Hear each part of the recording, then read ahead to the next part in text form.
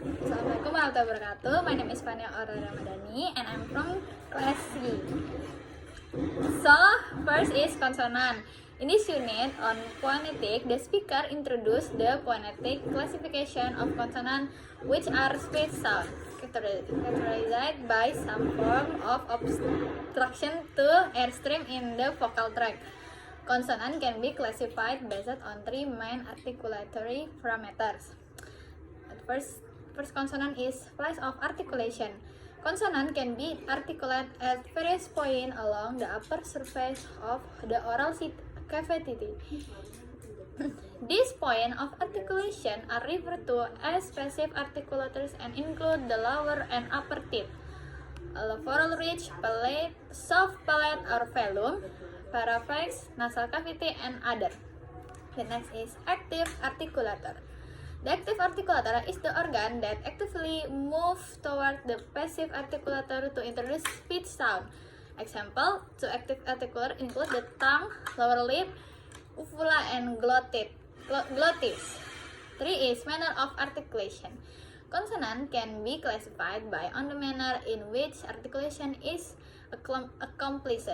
Various manner of articulation include plosive, nasal, trill, flap, fricative, lateral, and lateral approximant.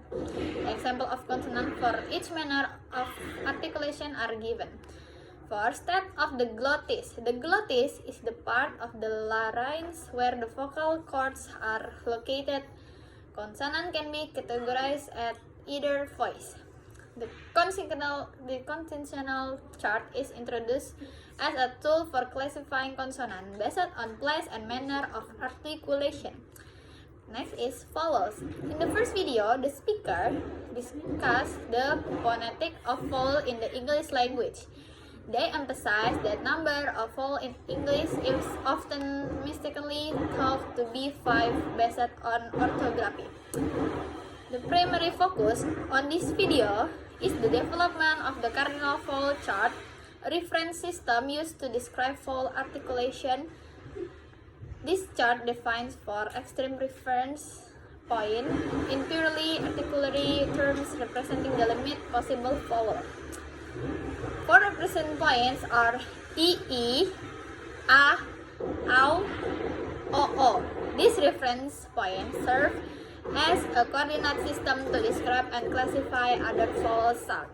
Next, in the second video, the speaker continues the discussion of vowel, focusing on different types of vowels, including monophthong, diphthong, and they describe how these vowels can be classified based on the factors like tongue height, lip rounding, and nasalization. The video also touched on voiceless vowels and semi-vowels. Next is phoneme. In the first video, the focus on the concept of the phoneme in phonology, which is fundamental element in the study of phonology. The video explained the process of analyze speech sound starting with narrow phonetic transcription of input stream. The video highlights the use of district to mark phonetic details and explore the distribution of specific font. The video also discusses phonetic similarity, complementary distribution, and physical view phenomena, emphasizing the physical characteristic of speech sound. Next, in the second video, the concept of the phoneme is further explored, defining it is in abstract term of family of speech sound or allophones that meet certain criteria. They must be phonetically similar and occur complementary distribution. The video demonstrates the use of minimal pairs to discover phenomena and illustrates how phenomena can have multiple allophones that exhibit free variation. The next is first video summary. And the first video summary is have a key point that include many languages like a writing system making alphabetic notation.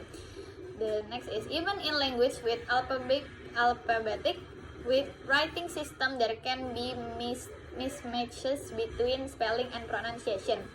The next is the video highlight the challenge of representing pronunciation in language with non-alphabetic in writing systems such as Chinese. Next is stress pattern, phonetic, and connected speech feature are often reflected in traditional orthograph. Next is the necessity of a phonetic notation system become evident. Next, the video briefly mentioned historical phonetic notation and their limitation. Next, it introduced the concept of a general phonetic alphabet as a standardized solution for representing the sound of various language. The second video summary has a key point include the Roman alphabet is considered a suitable backbone from the IPA due to widespread use in language well alphabetic. The IPA consists of consonant, vowels, and diacritic and the main component. The consonants in IPA are categorized by place and manner of articulate. Vowels in IPA are defined using cardinal vowel chart. Next, the diacritics are used to specific phonetic each sound symbol. Next, the IPA has periodically updated and expanded to alphabet. Next is the video mention the need the phonetic system aiming for intelligibility and mention transcription system used for received pronunciation and not American English.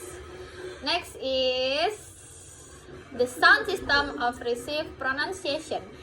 There is the following key points. The first is the IPA is widely used phonetic alphabet. Next is the IPA is divided into three main components: consonant, vowel, and diacritic. Next is consonant in the IPA are grouped according to place and manner. Next is vowel in IPA use additional symbol. Next, the IPA aims for consistency using one symbol for each phonic. Next is transcribing present-day English in full, choosing a subset of IPA symbol. Next is the video mentioned two popular transcription systems for English. Okay, I think that's all for me.